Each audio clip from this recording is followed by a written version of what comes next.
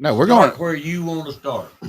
I don't know. Let's go into I think the big part of it takes a while for people to get in, but let's start into the hustle behind even getting the funds for the movies. These are things that I'd be interested in here, like the work that goes behind. I like behind the scenes shit. Yeah, sure. Disney did it. We all enjoyed it growing up. What was it? The masked musician, not musician, but magician. When he did the mask guy that just told all the secrets. It was real popular on ABC. I remember that back in the day. People like the behind the scenes. Yeah, absolutely. Right. I'm gonna drop this ad real quick. If you need insurance, use this ad. You're gonna get. Let's see, where's it at? Yeah, we got LA in the house. Actually, Colorado. I got to give you Colorado. I can't. I mean, that's your stomping grounds, Colorado, correct? Yeah, that's correct. Yeah.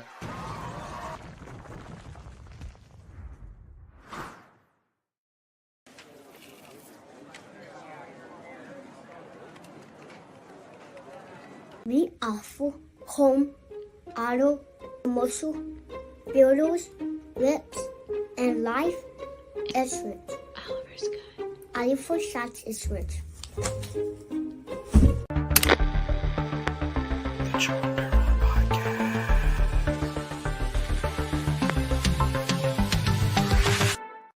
Probably a whole bunch less people than now doing it, right? Or was it still pretty crowded space? No. When I started doing Twitch, it just turned it from Justin TV to Twitch, and I had like Wings of Redemption, JJ, Tim, Rice Gum. I used to play scenarios at Rice Gum. It was a bunch of just now YouTubers. Okay, but it wasn't that many people. I mean, probably let's say for like Call of Duty section, like maybe 80. Mm-hmm. Really wasn't that many people because they didn't know what. You were alive in the 80s? No, though 80 people. Like no, I was. I started streaming in like 2011, 10. Yeah, because I feel like YouTube at that time was still trying to figure out like what content were people trying to watch. I was. That's when I started. Was I had my first show was like an online like web series and a comedy like series online, right, on YouTube and other platforms like that, and then that became a Hulu half-hour comedy. And at the time, there was like a window of time where you could make a show and it would blow up on YouTube. But by 2013, that was already transitioning into personality driven. Were you inspired by that one UK? Was it the IT show? The same people that did The Office, but they had that one IT show. Okay. Where it was like simple. You had one camera.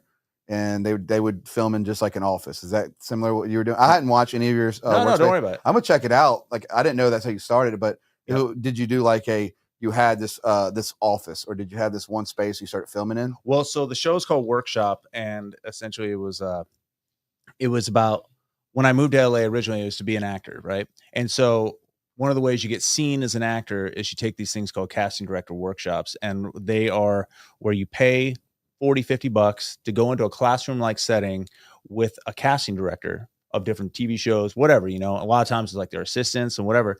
And you do they pair you up with someone and you go rehearse it for 5 minutes and you go in front of the casting director. And the hope is you do a great job. They're like, oh yeah, bring in that guy for this new thing we're casting. And then, move forward. Dude, that never happened. It was like a money pit and a half. So after like the 40th one, where I was just paying all this money from it, I gotten one soap opera role from it. And what's your soap opera role? It was what was that show called? It was called, oh my God, it was like the craziest one. My grandma was obsessed with General Hospital. It was called Passions at the time. It was like the wackiest one, which is long defunct. But anyways, from that, we did this one where it was what's the main guy from Fast and Furious, the first one? Paul Walker. Paul Walker. So Paul Walker's talent manager was the person that you paid to come see, right? And instead of us going in pairs and everyone sitting in this classroom watching it, she had us go outside and stand in the parking lot and then come in one by one. And they had double booked it. So instead of like 25 people, there were 50. And we're standing outside and I'm like rehearsing this 2-page scene into oblivion for like 4 hours. And it's like, you can only do this for so long before you're like, the words are like mush. And so I just started walking around saying what's up to people and all this stuff. I'd seen a bunch of these kind of like people at the different ones. And I walked in this conversation. And this girl was like, would it be funny if somebody made a show about these workshops? And I was like, who knows it better than me? I was like, that would be funny. Great and idea. then, and that's how that show started. And it was, the first few episodes were mostly set inside the workshop setting as you get to know the 6 main characters, 3 guys, 3 girls in their 20s, like all trying to like make it. And they all had like archetypical personalities based off people that I had met along the way in my first like year or 2 in LA.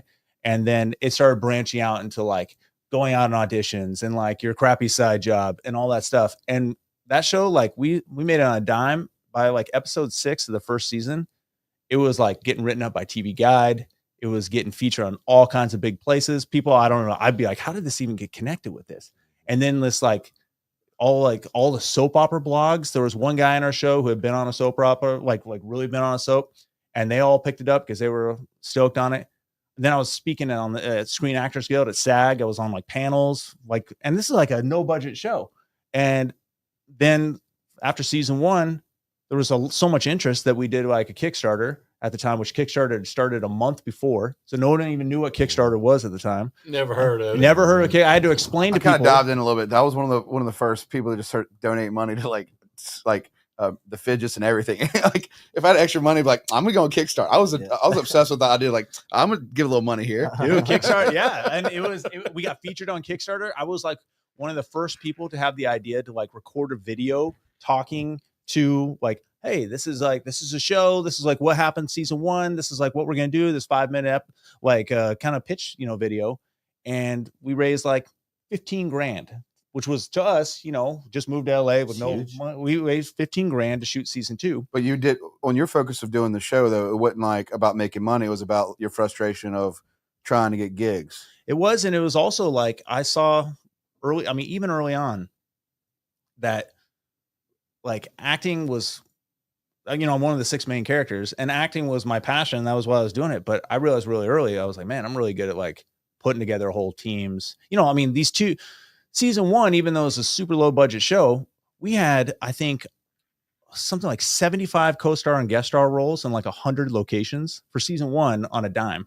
And I was just so good at like just putting people together, had this like little team. I had my trusted cinematographer, who's my cinematographer to this day, who's going to, come down here to Mississippi to shoot this big film. And, but we've worked on a million projects together, but that was how he got his start too. And he was just kind of like the genius behind the camera who could just make it work no matter what we were doing.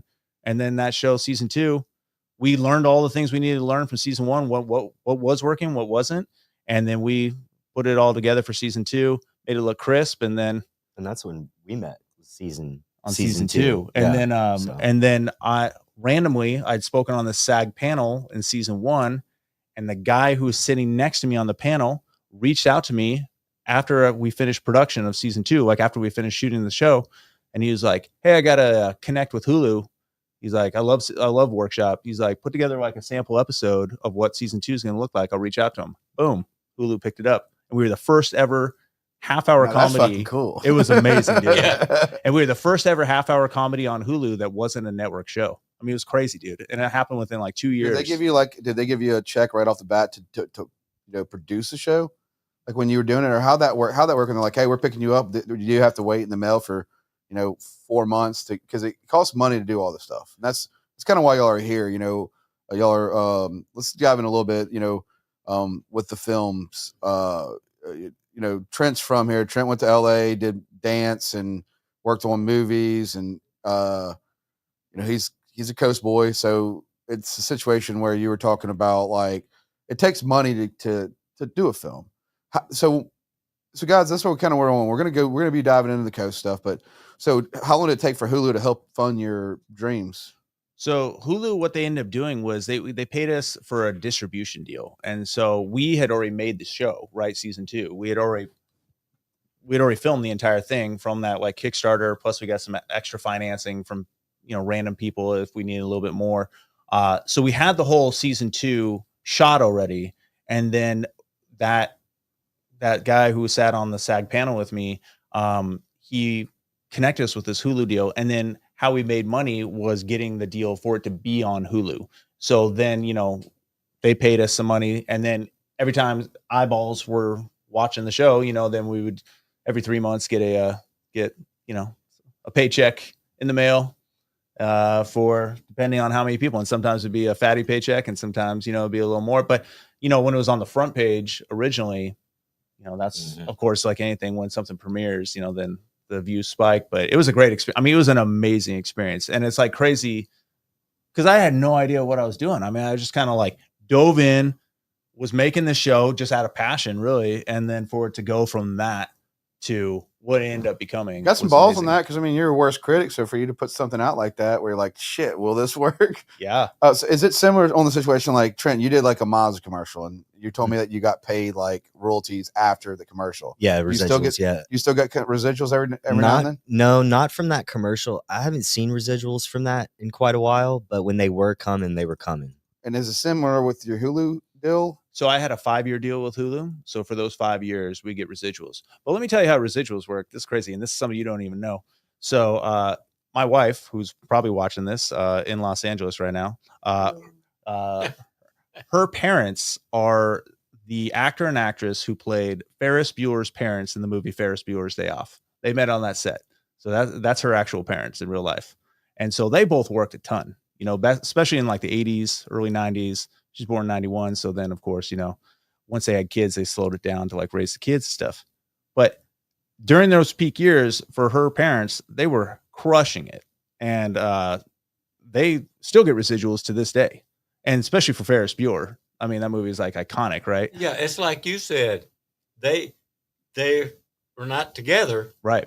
But when there's a signing or something that they got to show up for, they show up together because that kind of doubles the fun, doubles the money. And I was saying to the dad, or like a few weeks ago, I was like, it's kind of crazy if you think about it. That movie came out in, I think, 86. 86. Right. And now it's 2025. They still get these sweet residual checks from Ferris Bueller because it's all about how much is playing, where it's playing. That's how residuals It's work. such a classic too. Yeah, I mean, it's just no such doubt. a classic. What was your Trent, when you did that commercial, like when you, let's say 6 months after you did it, could you share on like what was one of your residual checks for just Mazda?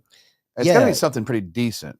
Oh yeah. I mean, because as you said, like I was dancing, and dancers don't see that money, that sort of money at all. Oh. So when I got into that sort of paychecks, I was, it's like, whoa, So I mean, what was the first one? It's a couple months after I rapped, and I think my first one was for like $15,000. Damn. And then I got some smaller ones that were for like, it was like 4, and there's another, and then I got a really big one at the end because they renewed it and they started playing it during the Stanley Cup Finals, I think. And then it went like international, and so it like the deal renewed. Wow. And they renewed the cycle because they run these things in cycles. And Yeah. as long as it's running in the cycle, Exactly. the residuals are going to pile up. So when they were running it at its peak, I mean, I was like, I'm going to go shoot Panda now. And that's what I did. I mean, so you made 6 figures off that. No, it wasn't 6 figures. It got a little close, but no, it wasn't. Still It good. wasn't I mean, 6 I actually figures. enjoyed it. I mean, that's a small little like Mazda commercial. It's heartfelt. Oh, it was amazing. Yeah. And I got to work with Ridley Scott's son, Jake Scott. That was really, really, really How long did it take special. you to film that? I was on for 4 days. I shot for 4, 4 days, and which made isn't over 50 at least. well, which is unheard of to even shoot that long on a You talking commercial in about the Panda? first place. He's talking about the Mazda commercial. he that I did the Mazda commercial. Yeah. He did a Mazda commercial where it's Yeah. like I think you were like married or how you met a family and yeah, had which if, different Mazdas and Yeah. it was like a generational thing. Yeah. So then if you turn back around and you look at what I did for my mom's dance studio, Kelly Step School of Dance, I did a commercial. Literally, I took that inspiration from that generational thing and applied it to moms. Exactly. And it worked out beautifully. Yeah. I mean, I started getting awards for it, and I sent Jake a message like, hey man, I just wanted to let you know, like, this is what I did. And I just got one word back, and he was like, smart. well, you think on the situation, I mean, y'all all have to work with each other's ideas though too at the same time, right? Like if you're together, which I consider, y'all are friends. So, Absolutely. and y'all sit there and y'all pick off each other. And it's like, y'all have to be, Absolutely. especially when you're writing a movie, like, maybe that's not the right scene. Like, let's, cause like you have a certain idea, but sometimes you can't have all the ideas. Maybe having like a Trent with you is like, hey, maybe we can spice this up a little bit different. A lot of times how it works with writing a movie is because right now I have this project that we're going to be talking about 130 million breaths, but I have like a repertoire of like right now, like 12 different projects I've written that are like, ready to go in the future kind of thing. But how it works for me is I will come up with the concept and I will literally pitch it to my friends, just a verbal pitch. Be like, here's this idea that I have, what do you think? And sometimes even from that point, even from just a verbal 1-2 minute kind of, hey, I'm thinking about doing this. Here's like the overall concept of it. What do you think? And maybe he's like, yeah, that's cool. Have you thought about maybe like this? Oh, okay, cool. Sometimes I'll have the idea like locked in from day one, like I'm like, this is what it's going to be. Other times, I'm kind of like feeling it out as I go. Then what I do is when I write the movie itself, writing a movie is, it's tedious. It doesn't just, some people can magically just pop out a script. It takes, I'm so jealous of those people. Yeah. Like, it's so hard. Yeah. It's like, the hardest thing I've ever done. What's his name? Who wrote Ferris Bueller? Directed it? John Hughes. He wrote that movie in a weekend. Like he wrote Ferris Bueller, one of the most iconic movies, in a weekend. And the biggest thing is when you start developing the characters. Yeah. If you're writing a script and it doesn't matter if you're adapting it from a book or if it's coming out of your head that you're writing. Talk about how you develop those characters. That's what grabs people's attention, I think. Let's talk, I guess, like, since we're here specifically talking about this film that I'm coming down from LA for. So 130 million breaths, right? It's set where it's like a family dynamic. There's two parents and then there's this child that grows up. And I'll get more into like the plot, whenever. But as far as like a lot of times I've noticed that the films or projects that I make that do the best are the ones that are more personal. Like they have so much like through line of things that have happened in my own life, characters that I know in my own life, whether it be like parental figures, close friends, that plays a the lot ass into it. at the Target that just pissed you off and you make them to a character. Come on, let's be honest. Let's go. Yeah. You turn people into character. That was Workshop, baby. That was my first show. Yeah. Absolutely. But that a lot of it does have a through line of, I've noticed, like I wrote a pretty popular book. I used to live in Japan and I wrote a popular book about my time living there. And I feel like, when it's something more personal and you can like really kind of dive into it because it's a more personal, you can just, it creates like layers for characters that are deeper than just surface level stuff. And so I've always noticed that when I write stuff that has a real personal tinge to it,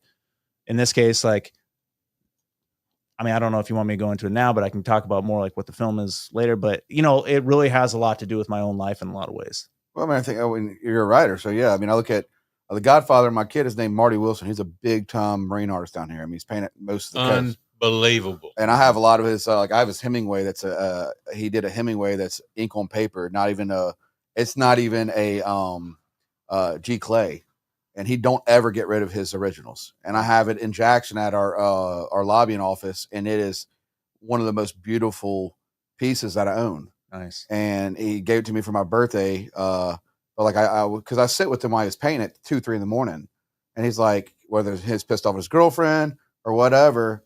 Like I'd be there with him. We'd be, drinking, smoking cigarettes, whatever we're doing. But he'd be like, so Marty has this really crazy concept of art.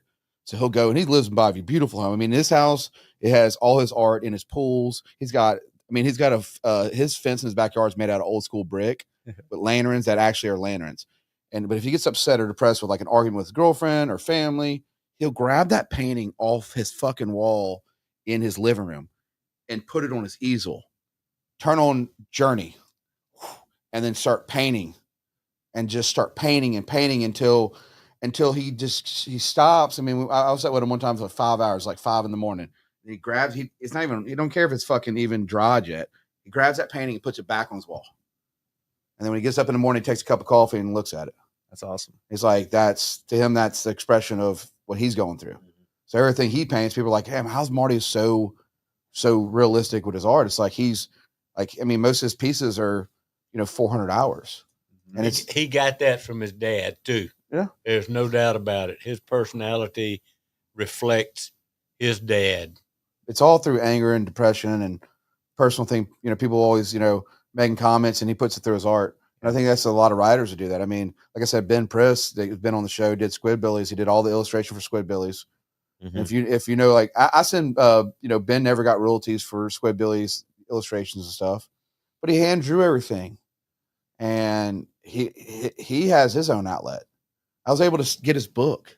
He had his book, and it's like it's his dream book. So every time he has an idea, and he draws these most crazy illustrations, but it's got a purpose, whether it's war or whatever. He draws it, Yeah. and it makes sense to him, and he puts it down. And it's like the way you're like, it's like you. I can tell you right now. How do you form writing? Do you form it on your couch with your wife, or do you sit at your desk? I mean, are you on the shitter with your notes on your phone? Like, how do you start writing? You know, it's kind of morphed over time. When I first started writing, like with workshop and stuff like that, I had broken down these characters first. You know, I knew these 3 guys, 3 girls. I knew exactly specific characters based off people that I knew. And then I put them in situations where I had an overall season arc of like, where this is where I think they're going to go. This is, so I had it like that. I usually will kind of do some sort of outline, just to kind of make sure I stay on track.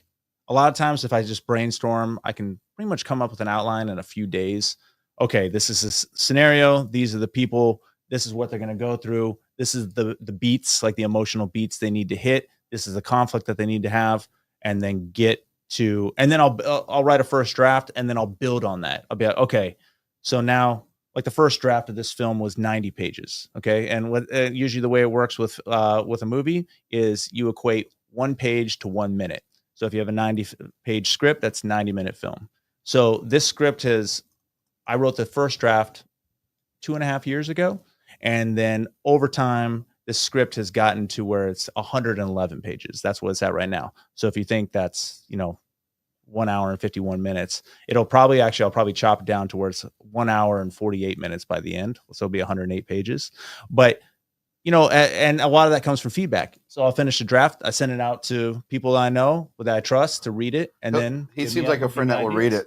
Absolutely. He's great like that. Yeah. I mean, that's how it happened. It was like when we started talking and we linked back up, he, sent me the script, and it was great. And I loved it. And, like you just said, how long has it been since then? I mean, 1.5 years. Yeah.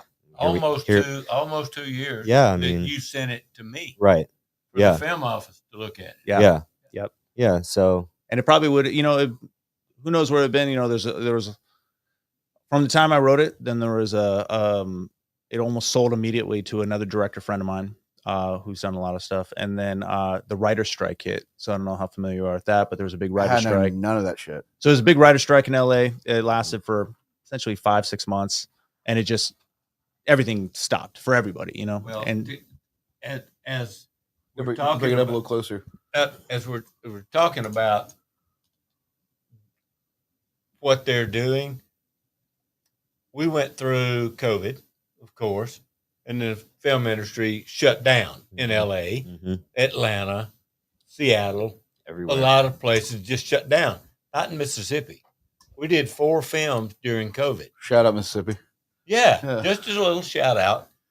But that was the start, and then they had the writer strike, and then they had the SAG strike, and then the Teamsters started doing their stuff. Yep.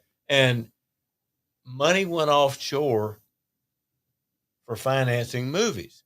They'll tell you it went offshore because they didn't have to deal with unions offshore.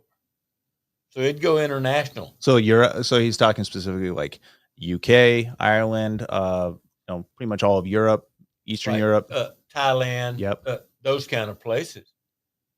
So it's just now, to be honest with you, started coming back that these films that they want to do and the films that I'm part of, trying to find the financing was difficult. It was extremely difficult to get the money to do it. Mm-hmm. And now it's starting to come back.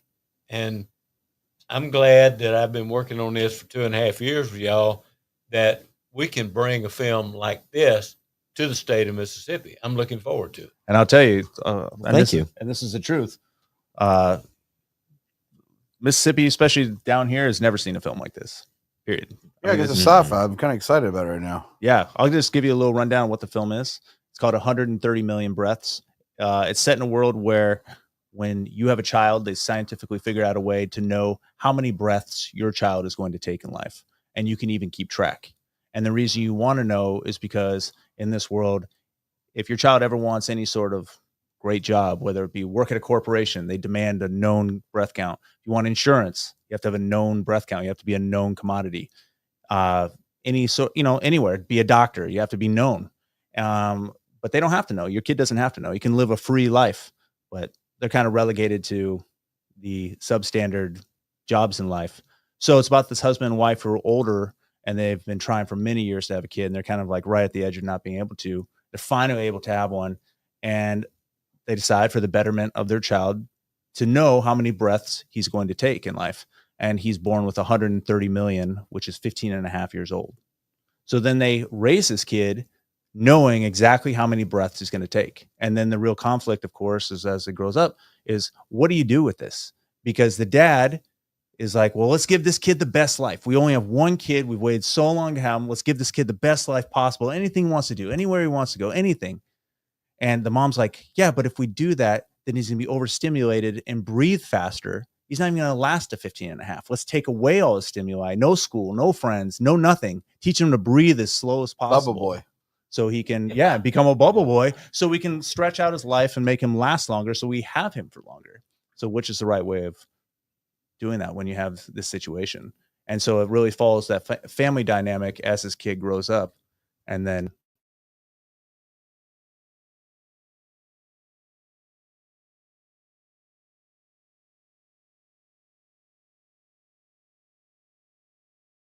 If you've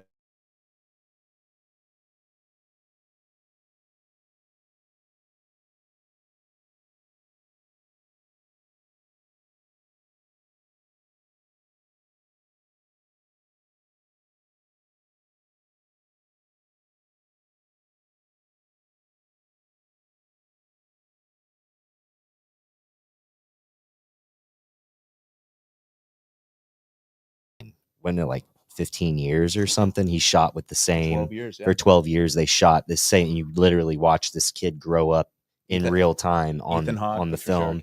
Right. Amazing film if you've never seen it. Yeah. But it's going to be written through, through your eyes and your, I like the fact that are you going after like of course you're going to bring in you're trying to get a couple higher A-list celebrities. Correct. But are you going to go after some really good indie actors? Well, how's that work? So how it works is, and this kind of goes with like the financing part of things too. So I'll give you a little rundown of like how the financing works. So the film is projected as of right now, $2.8 million. Okay. And so you don't need $2.8 million in equity. You don't have to get $2.8 million in cash to go film a movie. What you need to do is get a reasonable starting amount. And so a reasonable starting amount is like $500,000. What you can do with $500,000 is come to a place like Mississippi, which has really supportive, open community and also has a 25% tax rebate. You can say, okay, we have $500,000 in actual equity, right? We're going to then take a loan out on this projected tax rebate. So for a $2.8 million film, right, 25% of that tax rebate is $700,000. So you get a loan out ahead of time for that tax rebate. And then now you have $500,000 plus that loan amount to work with. Now you have a million plus. Okay. You take that $1 million plus to start off with, and then you go and you find what can you afford actor wise with $1 million. And, and you piece together the film through that. Like one of our goals is to get Morgan Freeman to do a one-day role. Obviously he's a Mississippi local. There's a really great part later in the movie. They go and take this road trip to meet with a breath guru who's 120 years old, who seems to have figured out the system somehow, some way in this world. And that would be a Morgan Freeman's character. And it's a 5-page scene where they meet with he's essentially the voice of God character. I can't wait to see him do that. Dude, amazing. It'd be sick. I do appreciate the fact that you break it down in papers. Yeah. Exactly. So then we go after, okay,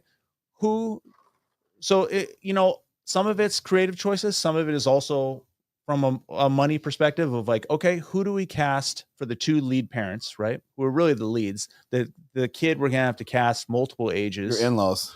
Yeah, right. They're a little too old to play those parents. But what we do is we figure out, okay, who do we cast as those two parents? Like the dad, for example, starts at age 45. He ends up at age 61. The mom's 39 at the beginning of the film. She ends up at age 55. So you cast someone who you can age up, age down a little bit throughout the movie, right, as they get older. And you put together that money. And then what you do is what's called pre-sales. And what that is, okay, we have Morgan Freeman, we have whoever it may be, I don't want to, whoever, like Jason Bateman, let's say, play the dad or something like that, hypothetical. You get people like that to play these parents, and then you go out and you say, okay, with this $1 million that we had, we put together this cast. What we need to do is to round out the rest of the budget, right? Because we have $1 million, but we need $2.8 million. Those actors add enough value that you can then what's called pre-sell the movie. So you're selling the distribution rights overseas, like the money that you're going to make through distribution in different territories, like in France, in Spain, wherever it may be, the different territories. And you can pre-sell the distribution money that you're going to make that's projected and use that projected money to then finance the rest of your film. So that's why you don't need $2.8 million in actual cash. You then use that pre-sale money based off the value of the cast that you have to then finance the rest of that movie. Does that all make sense? Just got to get that ball rolling. Yeah, it sounds like it's definitely like, I mean, it's a different version of when you did your workshop. So you're like, you've learned when you did your workshop, it was, you filmed it and you could sell it. That's right. Now you're on a different level. This one's a different level. It's a different amount of money than versus Hulu. You're getting in bigger investors. The bigger investors you get, the better your film can get. That's right. And so we only started doing this initial equity raise a month ago, 3 weeks ago, and we've already raised 250,000 of the 500,000. And because it's a great concept. I feel like it's something unique. B, there's a lot of potential for what you can do with it. And $500,000 is an attainable amount of money, versus $2.8 million. You're not asking for millions of dollars. You're asking for, now we've got $250,000 of it. We've already got 50% of what we're aiming for on this initial equity raise. And then we're going for the other 250. Can you add in like, in a lot of these movies now, which you're probably a part of it too, all these advertisers, like every time you watch a movie, there's like a Coca-Cola bottle or a Hyundai or a Mazda. Absolutely. Sponsorships it's all in these movies. Sponsorships are large. The problem is a lot of times you have to pay more than it's worth, if you want to address that, to get that. So they have companies that literally what they do is they will take your script and they'll go through it and be like, okay, here's an opportunity for some sort of sponsor. I will say, when we went location scouting yesterday, we went to one of the places that the dad works at a car dealership. So we went to J. Allen Ford, and they were super great. So let's say we shoot at J. Allen Ford. So then you have an opportunity right there where the dad drives an old Ford pickup. He works at a Ford dealership. They go to the dealership at one point. You see like multiple driving scenes with a Ford. I mean, then it kind of like makes sense. Okay, do you go to like a place like Ford and be like, hey, we're going to be like really showing, your product. And then you don't have to pay the royalties and the extra fees that you have to do. Right. If you're using a Ford project. Mm-hmm. So for example, what Ford can do in that case is a lot of times whether they, give you some money or not, but let's say just like any science fiction movie, right? I feel like one of the challenges with a science fiction movie, no matter what it may be, I don't know if if you ever watched Severance, which is on Apple right now, or any kind of like Gattaca is a good example, is to me, like what makes like an interesting, like populates a science fiction movie is the cars, right? Like that makes it like a different world, right? Like it's like you just see something unique. The technology. Right, the technology. So obviously the technology. Kind of like Demolition Man. I hope you go that route. Dude, that's an amazing movie. It is. I love Demolition Man. Taco Bell, man. But see, like that's a perfect example where they just implemented Taco Bell. Little shells. Yes, dude.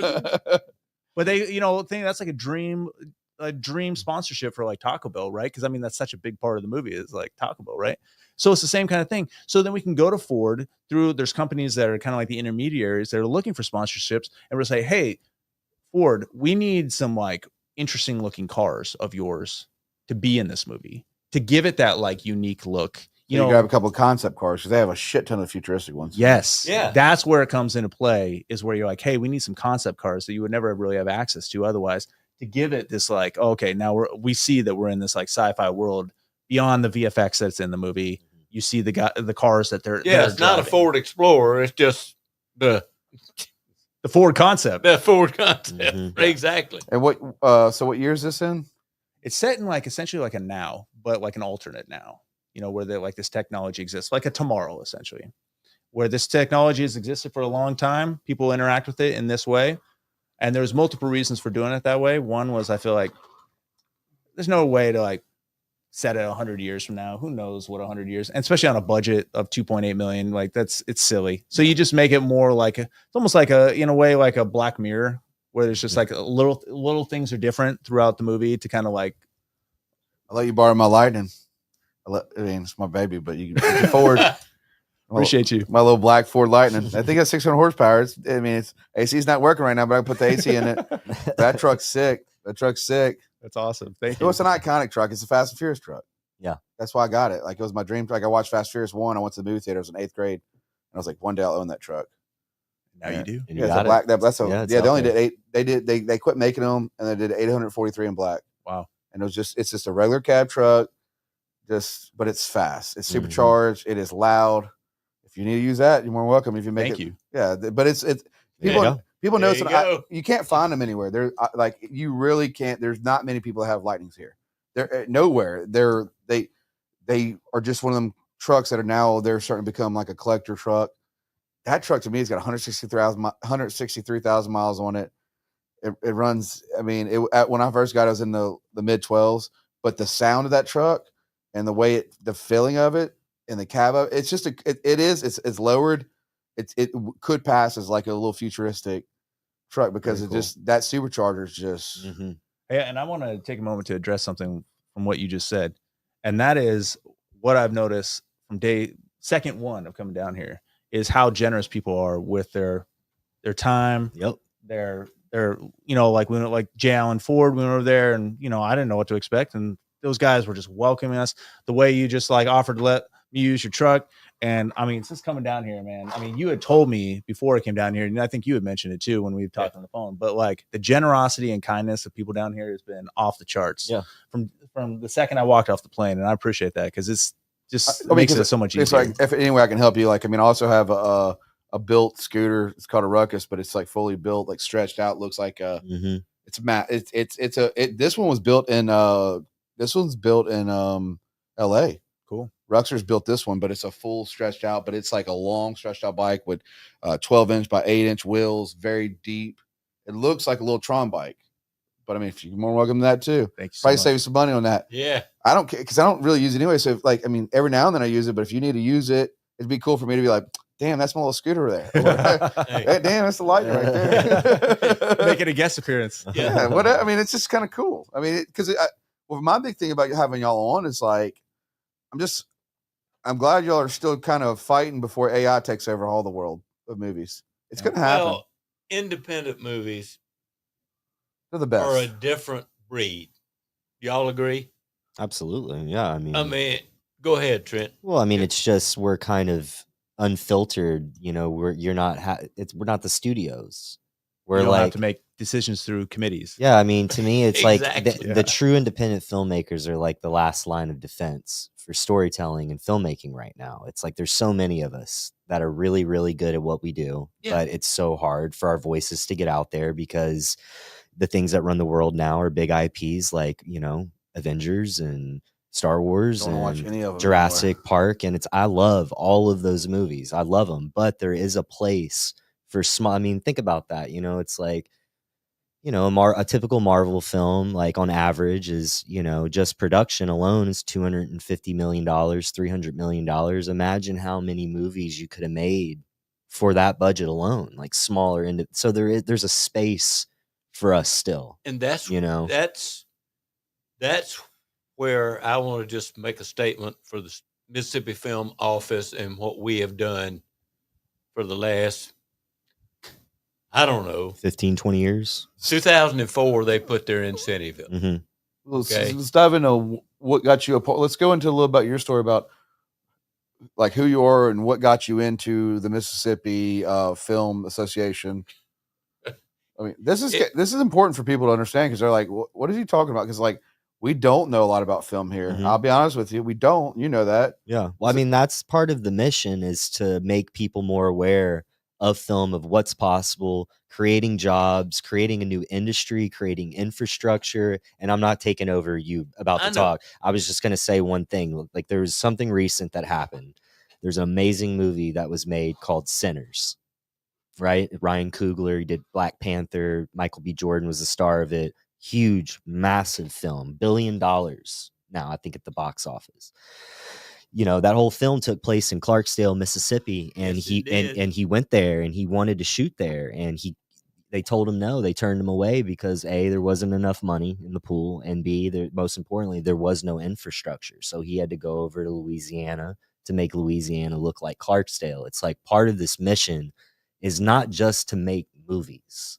It's to get a community involved. It's like what you said, like, hey, that's my bike. It's like when I first moved out to LA, one of the coolest things was going everywhere and being like, oh my God, that's where they shot that. And that's where they shot that. It's like, that can happen here too. Easily.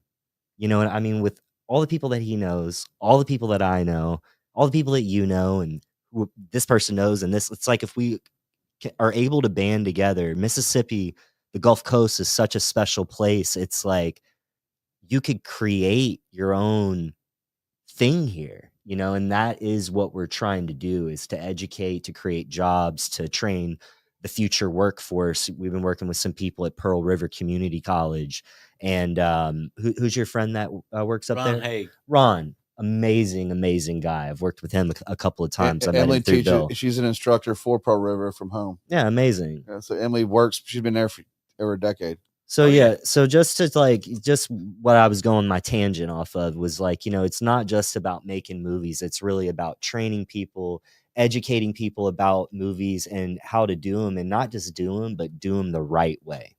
Well, and right after 2004, when Mississippi initiated their rebate program, and there's a difference because he mentioned it earlier. There's tax credits. Some states give tax credits for shooting a movie in your state. Mississippi gives a straight rebate. You spend $1 million, basically you get $250,000 back if everything qualifies. Mhm. That's the way the deal works. But going back to what you said, Pearl River Community College, Mhm. 2007, Hines Community College started their first film program. Now, Pearl River Community College, 6 other community colleges, University of Southern Mississippi, and 2 other universities are now establishing film programs to train not only, which we fought for, they were teaching above the line, Mhm. directors, producers, writers, script writers, people. Now they're teaching grip, electric, Right. the things that the crews hire when they come to work in Mississippi Right. to do these jobs. This is extremely important. You know where it's gotten to be now? Hmm. Now, Ocean Springs and Gulfport High School and other high schools are doing the same thing. Amazing. They are teaching these skill sets Good. in About the time. high school. Good. Because that's what we need. We need the younger people around, because as we all know, there's not a lot for young people around here. A lot of young people go and they won't come back until they're ready to settle down or whatever their journey is. So it'd be really, really cool to create an industry here that's making movies and to get kids excited, and then kids aren't leaving anymore. You know what I mean? And it's bringing in new jobs and new opportunities. And then all of a sudden, Biloxi, and it's like, I love this place. I'm from here. I was born and raised here. But like, if you Google search us, we're literally a lighthouse and a casino. We're more than that. we're way more than that. Oh, I ain't leaving this place. absolutely. You know what I'm saying? So Yeah. it's like my buddy, Kevin Tancherone. What's up, Kevin? Hopefully he's watching right now. Kevin is a really, really good friend of mine, and he's doing exactly what it is that me and him want to do. I've been preaching to him about Biloxi for a long, long time. So he was the one that Google searched it. And he's like, buddy, it's a casino and a lighthouse. This doesn't tell me anything. So it's like, I took that to heart, that comment that he said. And it's like, you know, with what we're trying to do right now, we can know, you know, we don't have to be the landmass that people pass over. It's like people can know, people can watch a sci-fi film or a romantic comedy or a horror or an action and be like, that was a damn good movie. They shot that in Biloxi. Biloxi, where's Biloxi? What's Biloxi? What's that? So Well, I it's mean, the like, entire Gulf Coast. I mean, exactly. it's the entire Gulf Coast has an ambiance Yeah. that you saw it. You just came here for the first time, Nate. Mhm. You saw stuff you've never seen before and had no idea what was here. Absolutely. We have got to embellish that more, Trent. We've got to embellish that and let people know it's here. We've shot 39 feature films on the Gulf Coast. I bet you 20% of the people don't even know No. those movies are shot here. Mm-mm. I mean, I've got here, I'm not going to go into it, but I've got the producers and the directors and the actors that shot in those 30 some odd films. Mhm. Go Right? into it, dude. It's like a podcast. You Get in name that a shit. yeah, Look. Get in that shit. talk about a couple of them. One of the first ones I worked on was Artist I Best in Black. Now it's called Mississippi Murder. Luke Goss was the lead actor. Precious Cargo, Bruce Willis, lead actor. Kill 'Em All, John Claude Van Damme. I love that dude. Lead Double take. actor. Is it It double was team or sick. double take? Which one was Double it? team. Double team? Double team. Yeah, okay, that's it. Category 5, Burt Reynolds. Damn. Vanquish, which was originally The Longest Night. Morgan Freeman, Ruby Rose. Remember when they were talking about that? Shark Lake, Dolph Lundgren. Oh, that was sick. A Girl Like Grace, one of the first movies I ever worked on. Megan Good, Ty Hodges, Raven Simone, Romeo Miller.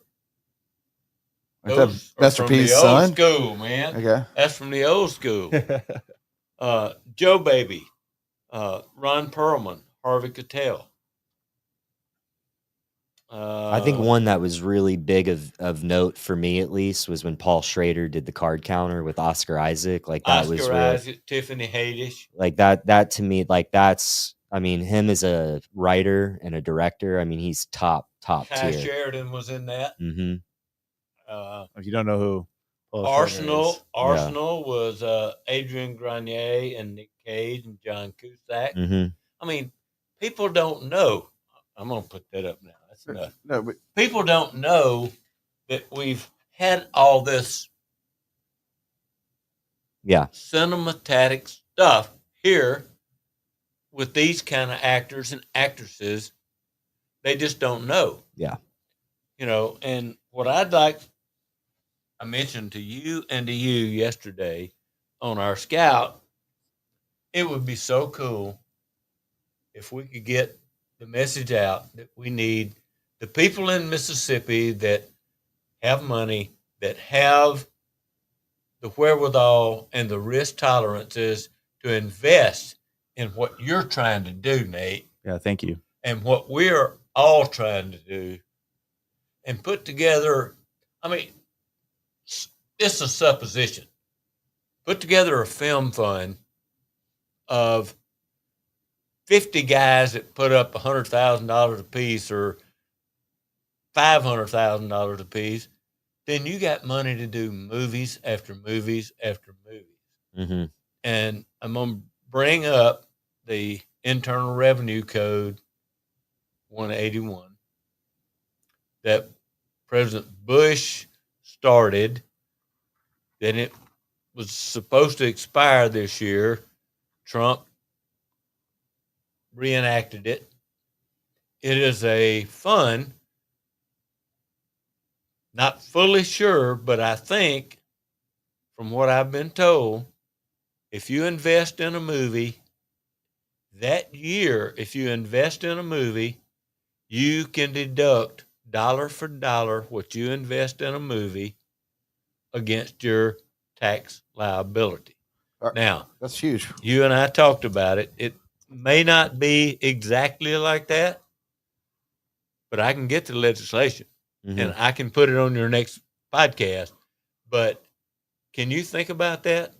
I mean, absolutely, if I want to invest $1 million in your movie, Nate, Sure, and I have a tax liability with my company that's $10 million a year, and I can write off that $1 million deduction dollar for dollar, I reduce my tax liability. and you're doing something good for this And area. you're also right. You're investing in something, and I've got 3 people that are very interested in doing something. Also, it's a fun gamble. It is, and I mean, the return on it. I was talking to another producer of mine today who's in Los Angeles, and we were talking because I had a meeting this morning with Scott and Evan Way. Yep. So we I hate that motherfucker. Okay. I love him. But he was asking, okay, so if I go to somebody and say, hey, this film's looking for $250,000, what is the payoff, right? Like, what kind of money can somebody make? Return on investment. Right.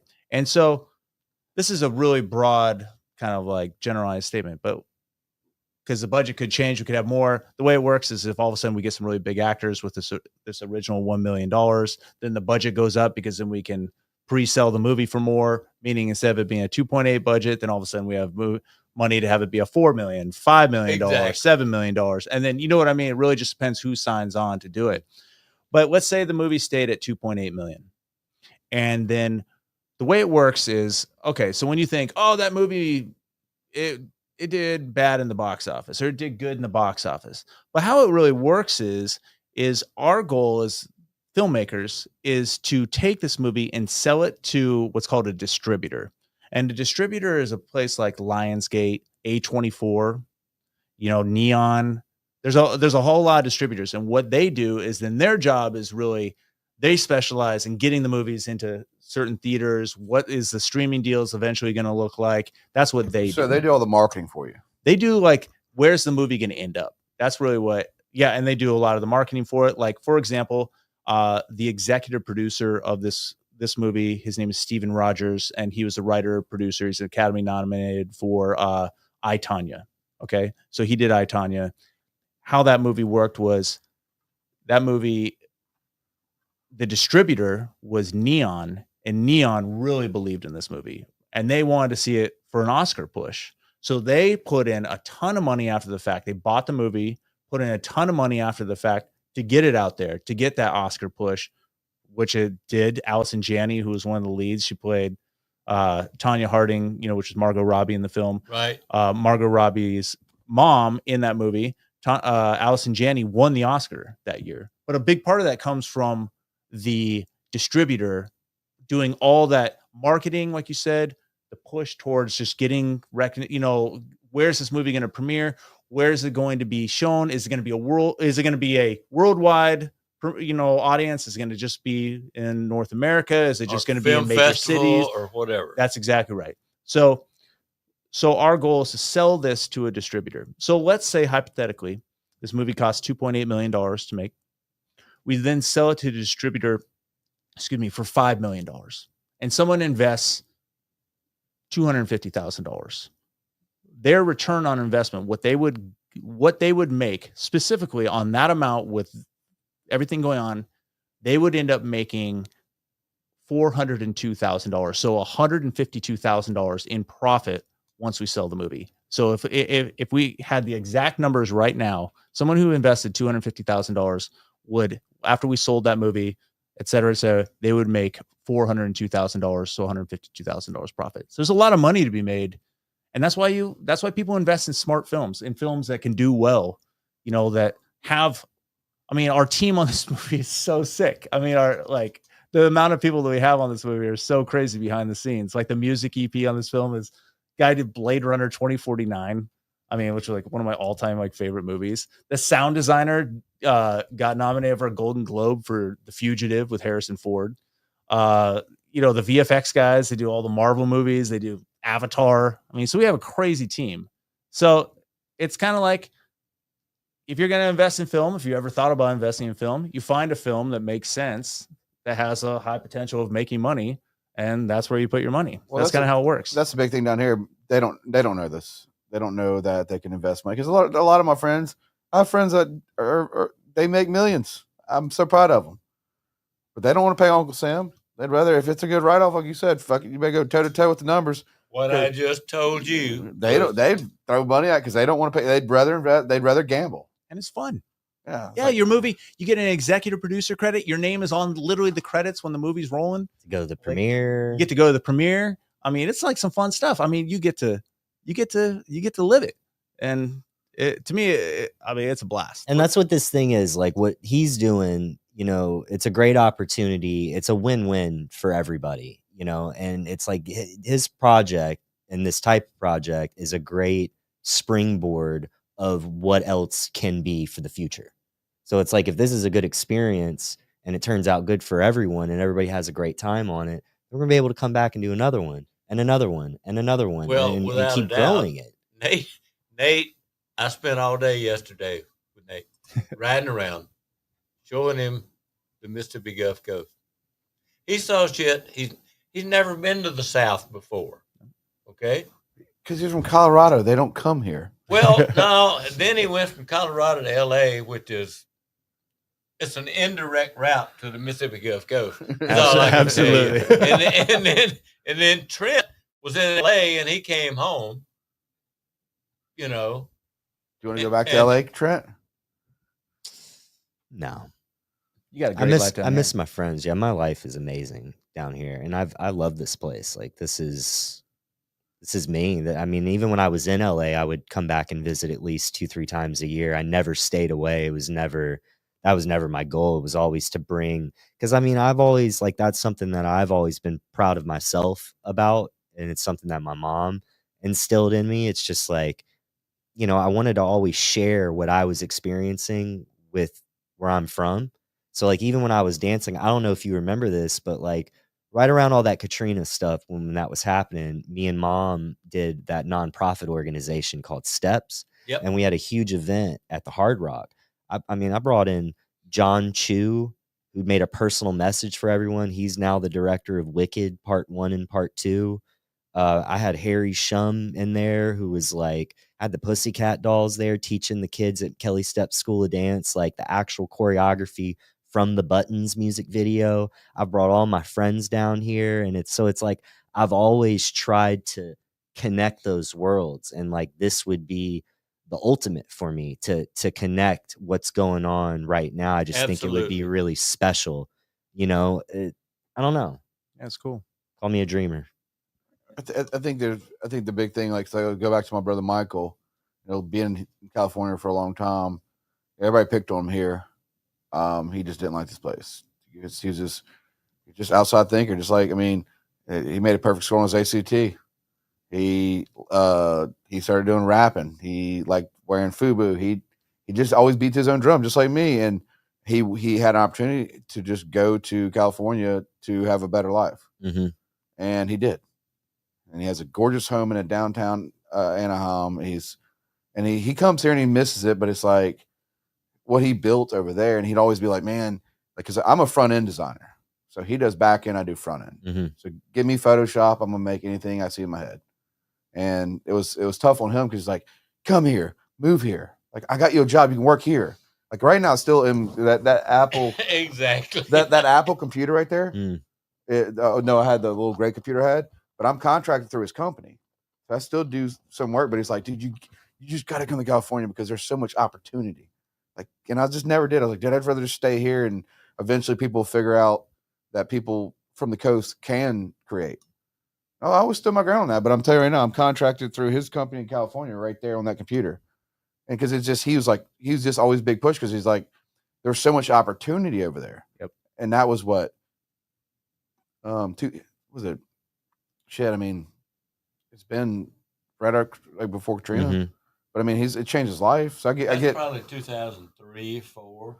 changed his life though. Yeah. And he was like, man, he's so thankful for the opportunity California gave him. Yep. Oh my God. I mean, I wouldn't be here today, you know, if I didn't have all the opportunities that California gave me. I mean, I got to do things that I never dreamed that was ever possible for somebody like me from a place that we're from, because we're not really showed that we can do stuff like that, you know? So it was very against the grain of like what I was doing. But what's funny is like what you were saying, like all the opportunities in California, but when you spend a lot of time out there, or somebody that's never been here, on the flip side of that perspective, they see all the opportunities that's in a place like this. And that's why I feel like when I bring friends like Nate or whoever it is and they come down here, obviously everybody has kind of their own idea of what this place is or what it could look like. But I'm always happy to you know, to say that those expectations are always shattered every time. Like everybody leaves this place being like, bro, I had no idea. Like this place is so amazing, and the people, oh my God, and the food and the this and the that. And it's like, yeah, I know. It's incredible down here.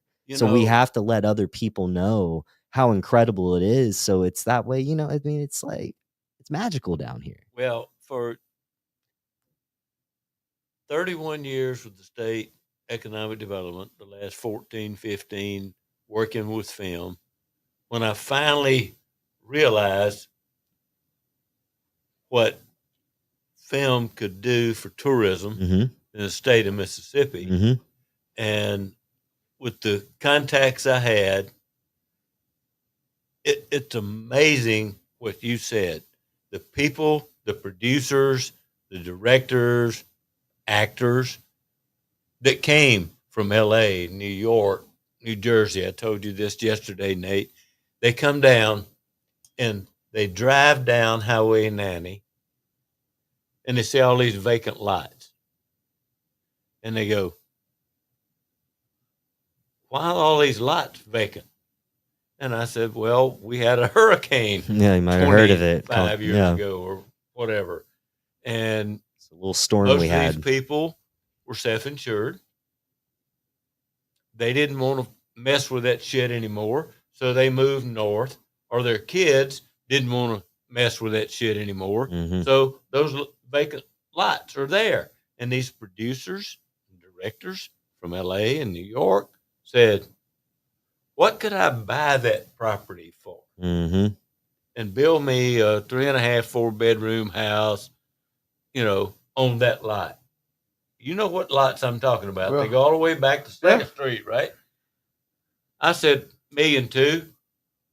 They go, what the hell are you talking about? I'm living in a 1,600 or 1,500 square foot place out in Malibu or Marina del Bay or wherever you live, and I'm paying $2.6 million or whatever. I said, well, bring your happy ass down here. Mm-hmm. That's what I'm telling them.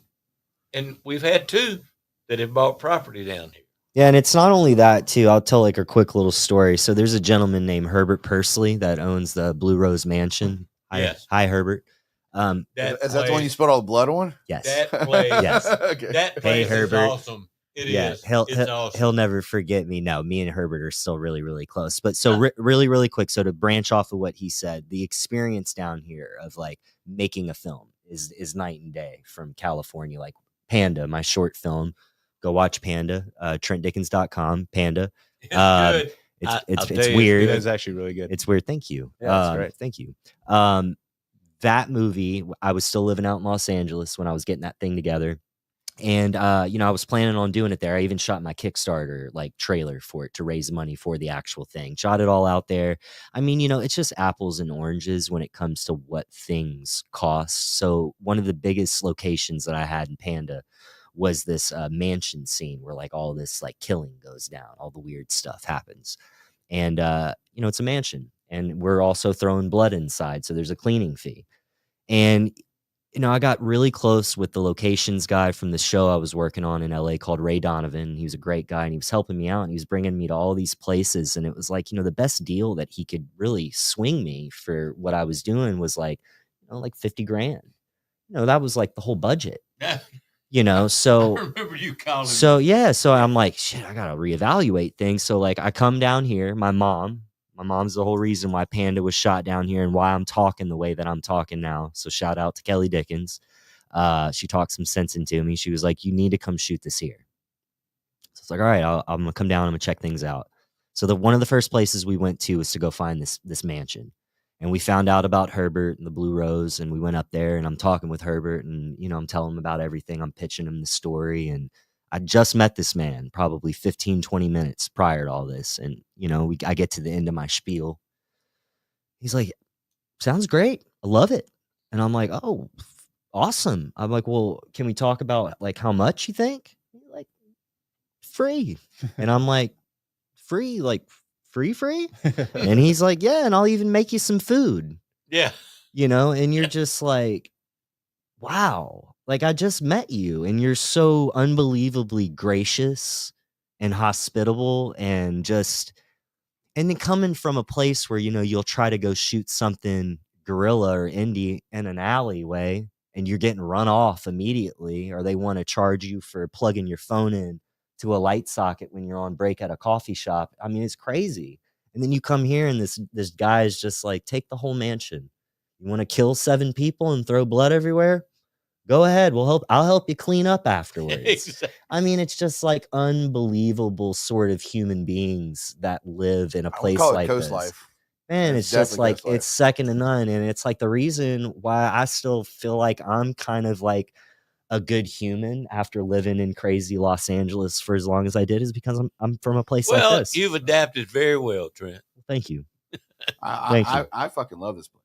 I love it. And I tell people me and Emily will go get Wingstop and we'll go sit on the beach. Yeah. And I take it in, and I always try, like, I really do. I always tell people, like, I feel like I'm on a vacation every day because I live here. Yeah.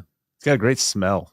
It really, he can't stop talking about I love the smell. What of did you this say it place. smelled like? Well, so my grandparents lived outside Fort Lauderdale, and so I go visit them for spring break. My dad's parents, and it kind of reminds me of, it's just that tropical Salt water, wet, humid It's kind like of smell. humid, yeah. But I backpacked through Sri Lanka, which is an island off India, for a month and a half, and it was, it's like Hawaii on sale is the vibe. It's very tropical. But that was the thing. One of my favorite parts about Sri Lanka is you walk out of your little small, whatever hostel, but like a little tiny little box almost. It'd be wherever you're staying on that island, and you walk out, and it had that same smell as here, and I freaking love that smell. It's just a smell of like warm weather. that's what you said. So laid we back smell like Sri vibes, Lanka. Yeah. Who would have known? I'm good with that. Now we know. Dude, I actually really love it here too. I think it's great. Like it's, what's not to like? I knew you would. Like You gotta take it for what it's worth, though. Like, I remember moving to Florida to get away from here. I was like, I'm gonna get out. Like I was in my teens. I was like, I'm getting out of this place. And I lasted a year. And I'm like, I am getting my ass back to where I'm from. This place is sick. I miss my crawfish. Yep. I miss my Mardi Gras. Like, I actually ride on floats. I actually wear the costumes. I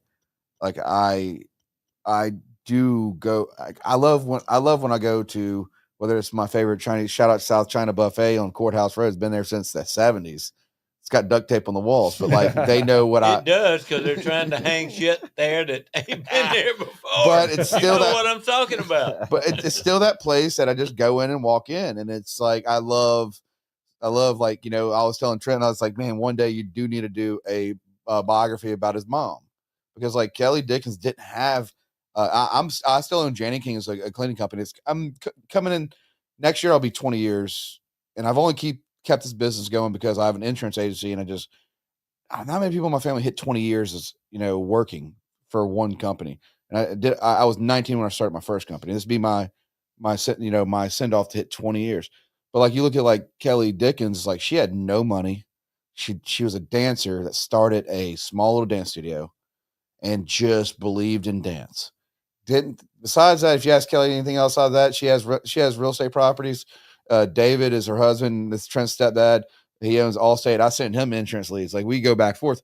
But Kelly had nothing. She had nothing but dance, and she built an empire for kids. Amazing. And it's like you watch a person like her, and I'm always telling them like you're that. She's like she always talks like, no, you're a person I look up to. Like when it comes to, it's so hard to be a small business owner, but she broke that barrier. She was like, without a doubt, and she's got people that were Saint stations at the Saints.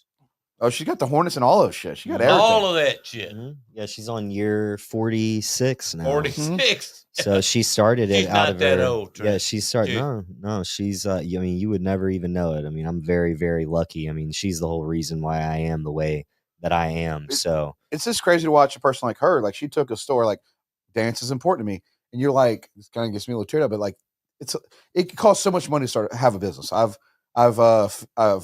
been successful businesses during the pandemic. I had a mattress store, lost it during the pandemic. I've made a lot of money. I've lost a lot of money. But to watch a person like her that consistently sticks to her values, and as long as she has like a certain red Mercedes, she's fine. Like, that's it. It's just a certain color. No, it doesn't have to be the newest, but she wants a certain color red. But it's like she was like, I remember talking to her about it. She's like, just keep going. It's more her about like educating people how to dance. She didn't do it for the money. She did it for educate people how to dance. The same way y'all are doing movies. Like she didn't do it. She didn't create the studio to like, I'm gonna make a bunch of money off kids. She did it because I want to teach people about dance. And I think the film industry. Listen, let's be honest with you guys, it's fucking dying. Yeah, the indies, but I'm always been in trouble big time. But I've been a big indie person. Like I was there for the Open a Panda. That's the movies I like. I like Green Sink Hooligan. I like Panda, Idiocracy, Hackers. I like the smaller budget movies. I like movies that, that movie barely didn't have any speaking parts, but I'd rather be a part of that movie versus a Marvel movie. No offense to your friends that do Marvel shit, but if if I see another over franchise movie, I'm gonna jump off a fucking bridge.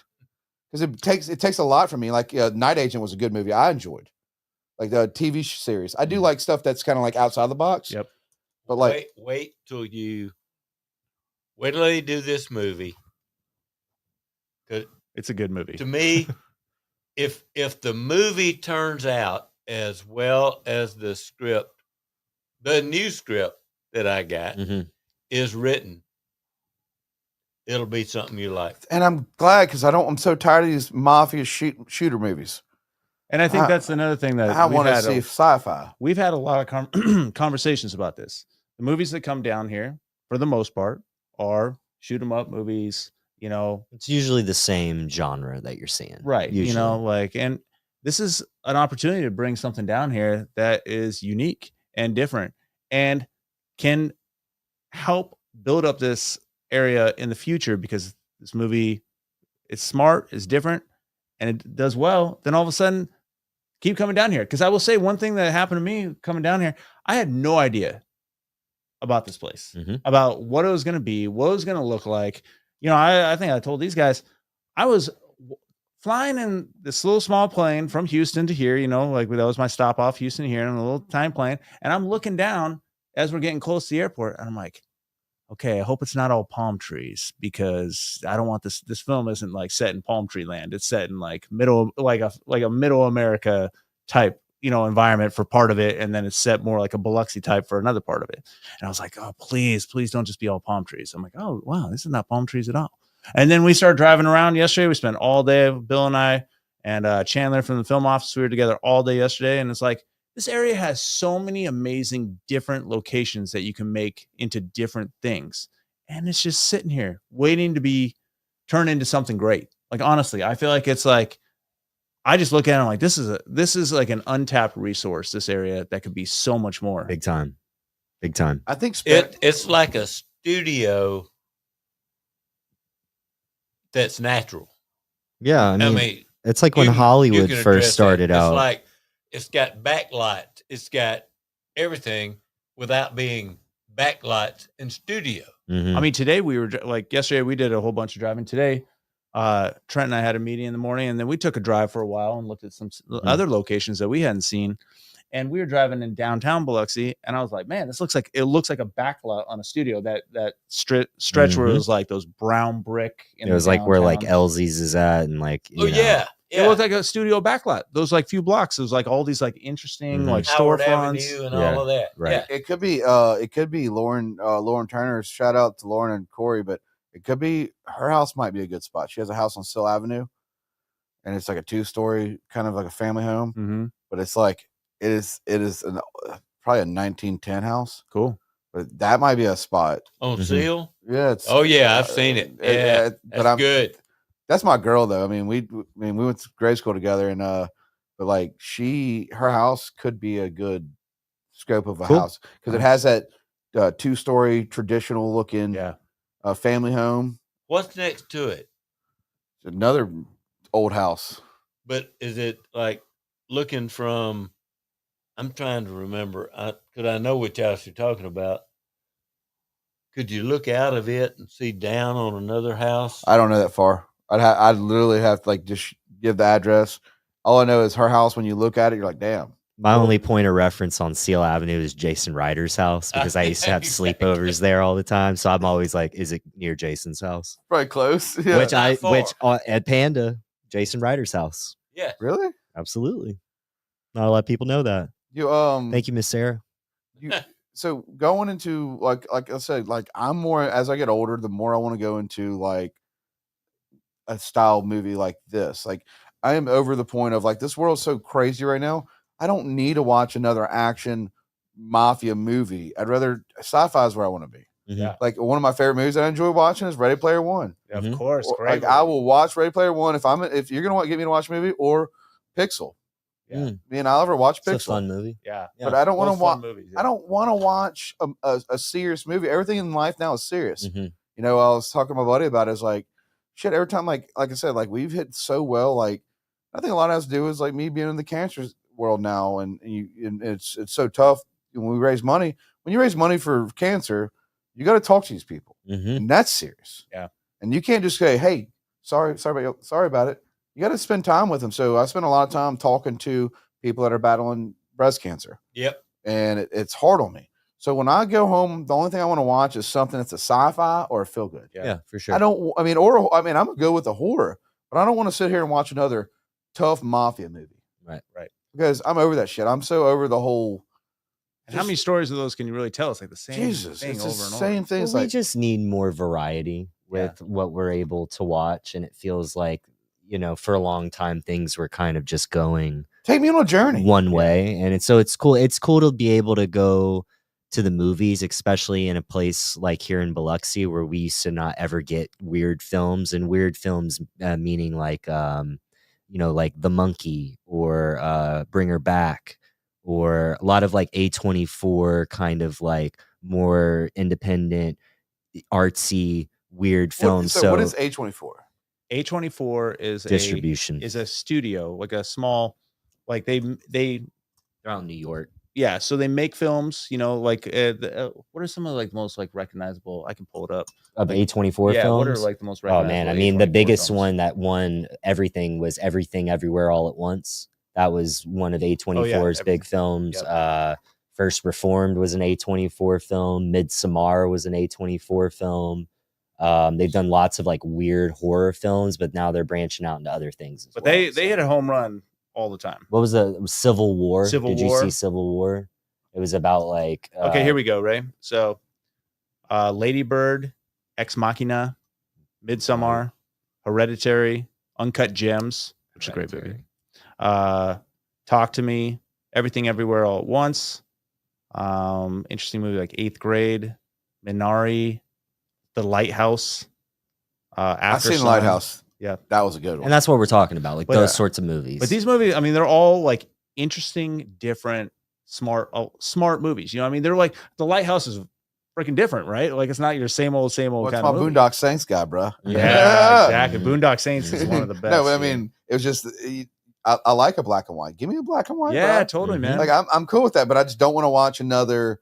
And I'm okay CGI a little bit because, like I said, like there's certain movies that was it Lawnmower Man? There's certain movies you can use CGI a little bit, like a little bit, but just don't make it all. That's what messed me up because like when I start figuring out, I've been shooting photography for 20 years, and there's photography is no different than film when it comes to per second, and it's like you sit there and then you start seeing movies where it's like I know you could actually film this, but now you're just cheating with CGI too much, right? Well, I feel like you and I were talking about like these like huge movies where they literally shoot the entire movie on like a blue screen, a green screen, or now it's at a real dome. They do that, do CGI, and then in post production, everything's done. And it's so goofy looking when you watch like behind the scenes. It's like jumping off a pad onto like a floor, and it's like and it's like I feel like when you came up to be a filmmaker or an actor or whatever, like that's not what you pictured. You're stoked to be working on these movies because you're making a ton of money, but like from like the creative standpoint, man, like there's something about like real locations, like really like getting into it. That's what independent filmmaking is all about. Yeah. It's shooting on location. Mm-hmm. Yep. And you can make interesting creative choices. You can use a little CGI. You're allowed to use a little. What you want to, of course, but we're just saying like instead of the whole movie being on like you got a big old green screen back there, the whole movie from start to finish is on a green screen. I mean, it's just not the same, man. But that's why I enjoyed Panda. I was like, I was more into the because it's always like this guy that scored it, and I gotta find that script that Trent signed for me and his buddy signed for too, but he scored it. But you could talk about Tyler, my friend Tyler Banks. Yeah, if you could we left after his premiere. Me and him were drinking at Leo's or Lady May or whatever the fuck. It was Glory Bound now, but Glory Bound, yeah. What it was Leo's then, right? Yeah, it was Leo's. And but like the way you score things, like you know what? Take away a score of like a Friday the 13th movie. It'll be fucking shitty. Yeah. I'm more into sound. Yeah. So like he had good sound in Panda. Yep. So it kept you up. He did. I really liked the whole score, the whole thing. Mm-hmm. That when you brought that to me, and I took it and told Nina they need to look at that. Mm-hmm. It was a really well done movie. It was well done. It was really well done. There's movies like I said, like I'm a big fan of like score of like Dune. Oh, dude. I just but it's the scoring that I'm in. Like you score it well. I see your vision of scoring it. Yeah. Like the new Total Recall, big fan of it. Yeah. I enjoy the score. I enjoy the sounds. I love the original Total Recall so much. Mm-hmm. Total Recall. You know that like the score of that movie is Jerry oh my god, what's his last name? Super famous. Goldsmith? Yeah. Jerry Goldsmith scored the 1990 version with with Arnold, and he scored so many amazing movies. You look up Jerry Goldsmith and his career, it's incredible. But Total Recall, that one he considers his favorite score of all. I'll go back and watch it. I went to more karate movies back then. Yeah. So for me, it's like Only the Best. Okay. I was more into the cheesier, like Tango and Cash. I like love Tango. I like and Cash. that Escape from New York. Mm-hmm. One of my favorites. I enjoyed them type of movies. Like me and my son, this is one thing we share is the original Three Ninjas. That's and that's all I get to watch these really movies because like I grew up on literally grew up on the original Ninja Turtles, Monster Squad, Killer Clowns from Outer Space. Like I really did dive into this kind of realm of the first Santa Claus. I know my mom's favorite movie is National Lampoon's Christmas Vacation, but it was always the original Santa Claus with Tim Allen. Okay. You can't. That will go down as one of the most goated Christmas movies, the original, because the way it was sounded, the way it was thought out to be. Yeah. If you look at it, the video, like the quality was okay, but it's all about the sound, the movement, the steps, every hit, the roof. When sound to me is like when you're doing your film and your last breath, and if you can hear the breath, that's important. Yep. Even like the promo that I imagined for this film, when we're shooting like whatever it be, like a commercial or just like the promo for this movie, is I picture, it's like a guy like setting up to like run a race, like an athlete, and you just see him up close and you just, right, he's like getting primed up to like run like a track race. and you just see like his breath, and you don't really know what you're seeing yet, right? And then you see like it changes to like two lovers, like beginning an embrace, right? And they're kind of the embrace, like the breath that you feel from two lovers, and then you see like a Buddhist monk, and it's like in slow breath, right? And you just are seeing all this, and then you notice in the next, as it goes back to them, that they have a counter on their arm while they're like breathing. So all of a sudden this track and it's like tick, tick, tick, tick. And you see like how this world, like how breath really comes in, and how like really like breath in general is something that you're not really like cognizant of in your own daily life, right? Like No. you're existing and you're breathing, and it's just the most natural thing. But when you become like hyper aware of it, if something's happening, like a horror movie where there's like, oh, I can't breathe because they'll hear me, but it's like you get so hyper aware of how many breaths you're taking, and when it has like an expiration date of Right. you only have this amount, and if you only have this amount left, I mean, you're on your last day of breathing in this movie. Think about how you're going about that. Are you like trying to hold your breath to like so you get to see the I'm sunset? gonna eat the last piece of popcorn really quick, Or are you going ham? You're like, this is my last day. I'm going out, whatever that may be. I'm going to Pound Town. I'm going whatever Yeah. it is to breathe as fast as possible. I'm going out of blaze of glory. Right. But I mean, I think that's like the interesting stuff is you're not cognizant of your breath. And I want this movie to have that feeling that you are like hyper aware at times of what's happening from a breathing standpoint, and have that be the sound, and have that be such an important part. Because it's happening to everyone all the time. We're breathing this entire conversation, right? Like you're not thinking about it until you are thinking about it. And you're thinking about it throughout this entire movie. Wow, this kid only has a amount. And then you see other people and how they're dealing with their own breath count and how it affects their own lives. Like in this movie, a lot of it's set, especially early on, the family dynamic, right? Inside this house, as these parents are trying to figure out what to do with this kid's amount of breaths. But then later when this kid starts rebelling as he gets older, and he's been kind of given this bubble boy treatment at times, right? And he goes off the rails for a while. It's like the dad's like, okay, let me show you what a real life looks like, what you think you're missing.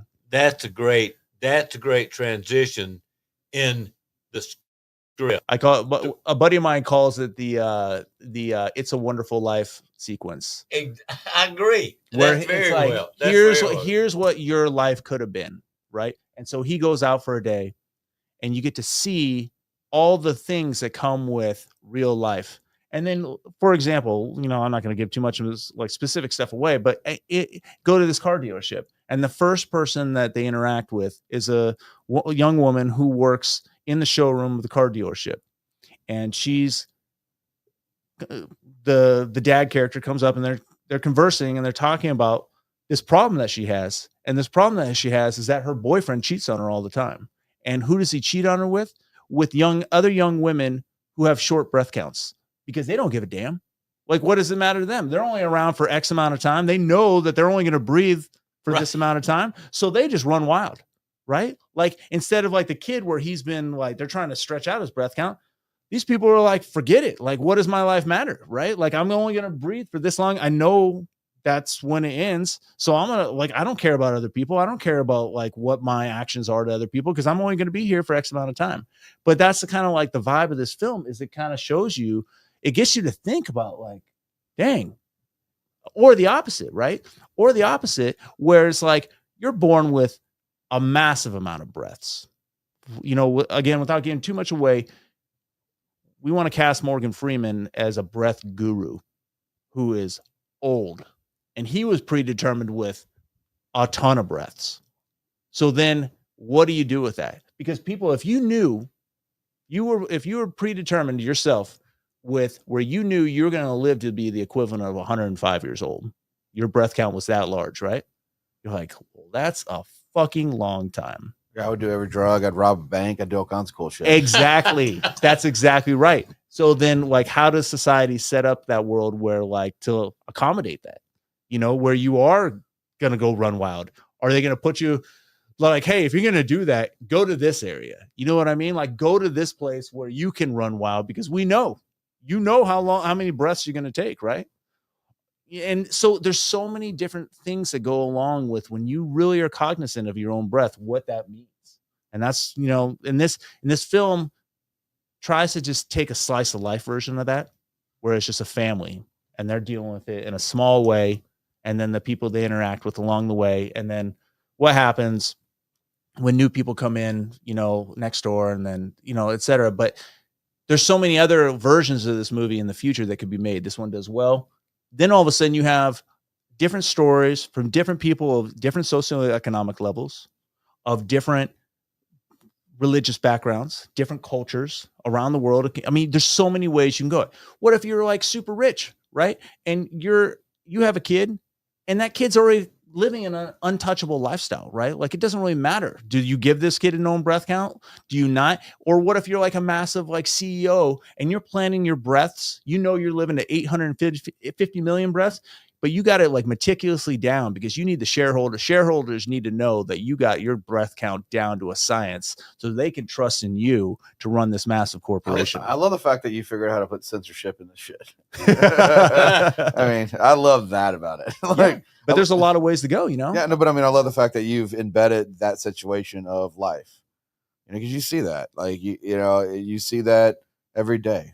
And how this concept even came around was, I kind of had like a kind of offbeat upbringing where my parents are like a new age, kind of like hippie spirituality. So I was raised like vegetarian, pretty much vegan. And my parents would pilgrimage to India every year when I was growing up to go see a guru that they followed. And so I like an Eastern spirituality. And so my mom would go and they'd go to India for several weeks at a time. And, this is like everyone's Midwest, everyone's Christian. And then my parents are these weird hippies, right? But my mom would come back and she'd be like, oh, well, the guru says that each person has a predetermined number of breaths in life. We don't know, but the guru knows. And then that was kind of like the seed. Oh, shit. Yeah. And if you think about it, really, we all do have a predetermined number of breaths, right? Like, you're going to die at some point and you'll have taken so many breaths. Exactly. You don't know. You'll have taken his own number of breaths. I'll have taken my own. He'll have taken her own. So that's where the idea came from in the first place. Yeah. And then they don't really have the answer. That's right. Yeah. I mean, I grew up in church, heavy. Yeah. I can break it apart because it's like you're telling a story in a fun sci-fi way, but you're telling a story that has a meaning. Yeah. And if you don't pay attention to the meaning, it's for the people that actually get it. And like, I told Trent about it. I mean, cut off like Panda. I was like, I've been to these parties, Trent. Like, I've had these long night parties, bro. Yeah. Like, I seen that mirror. I've done drugs on the mirror before. Mm-hmm. I was there. Like, so he's trying to tell a story of him going through a fast life. Yep. And that was Panda. It was like a fast. How do you jump around? And it's like, let's be honest. Everybody's like, well, I'm a saint. Nobody's a saint. Right. I want to meet that saint. But it was the fact that he was telling his story of like, I remember going, I've been to apartments and they're like, hey, let's go to New Orleans. Mm-hmm. All of a sudden I'm watching, listening to music, Disclosure. I'm in clubs. I'll go from here to there. And this is like a real fast life. Yep.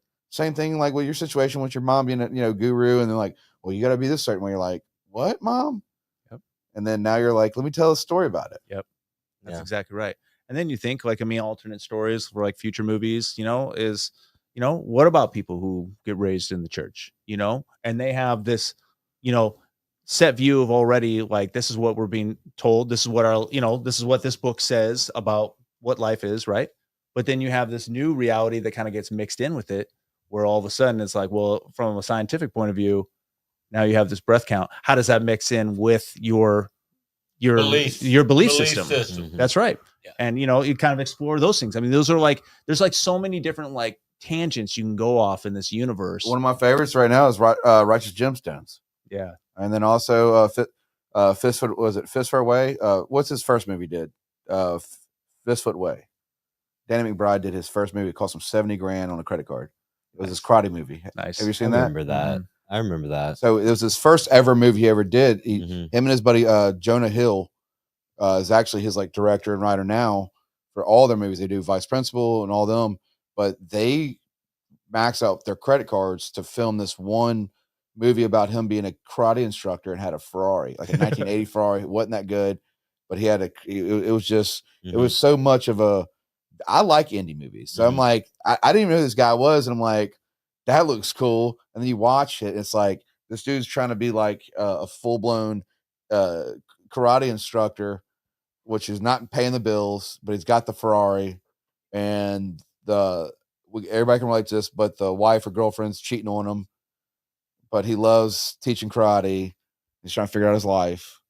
Everybody's been there. Yeah. And any sort, but that was one of them. Like, now look at Danny McBride when it comes to Righteous Gemstones, Hot Rod. You look at Vice Principals, but if you look at it, I mean, if you look at the way he's did this one movie, max out all his credit cards to film this one movie at $70,000. If he didn't ever do that, he would never be who he is. Yeah, and for me, like we were talking at the very beginning, that was my workshop. Workshop was my first. And that's what when you're talking about, that's what you remind me of. Yeah. It's like, dude, you're just like, you just sling it. You just like, you go for broke, and in a lot of ways you don't. Just keep walking. Yeah, just keep walking back there and on your right. But that's it. It's like you go for it. And I think that's half the fun, man. Is going for broke. I feel like one thing that Trent and I have had a conversation about is I love living in LA, but that's a lot of it because I didn't really have like a home base, like, Biloxi, right? Like you guys have this Biloxi tie, which is amazing, right?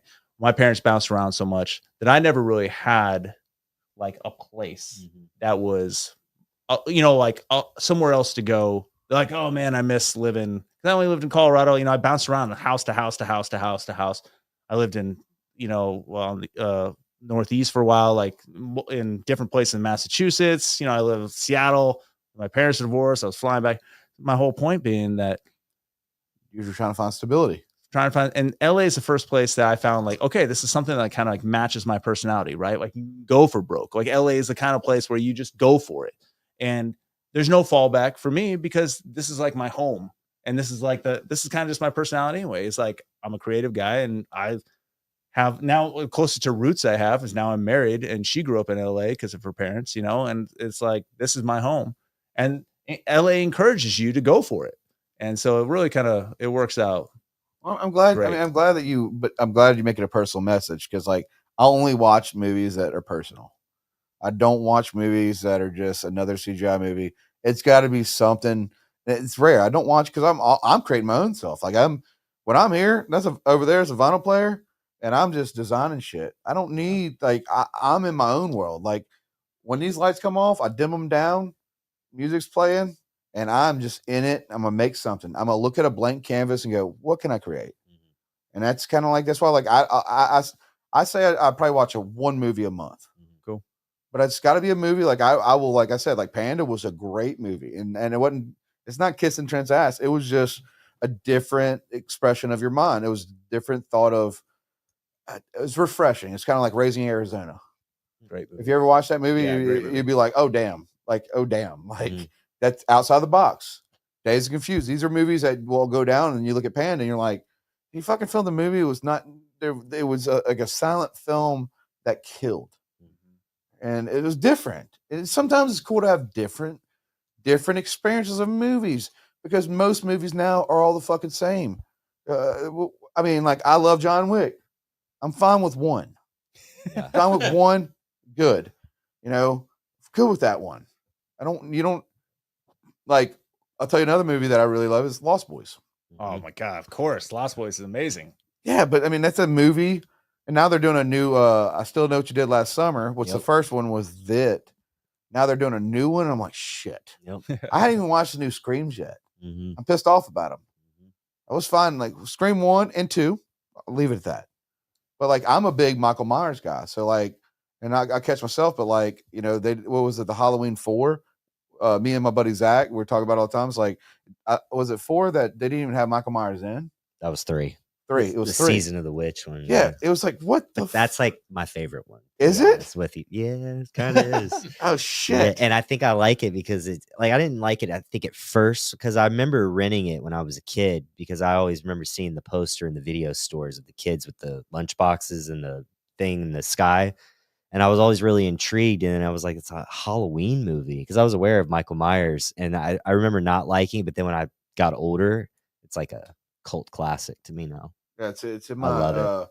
hell. I look at like little Trick or Treat. Hmm. I wouldn't. I mean, I like certain Yep. movies that are just a little. Yep. They're a little out there, a little different. Yep. I see what your idea and thought is, because like I said, now makes sense. With like having a guru tell you about your breast, you're like, oh shit, I'm making a movie out of this. Yeah. And I And hope it's a unique, and I look back, my upbringing was weird. It was a weird upbringing. I mean, so many people go through like divorced families. That part's not weird.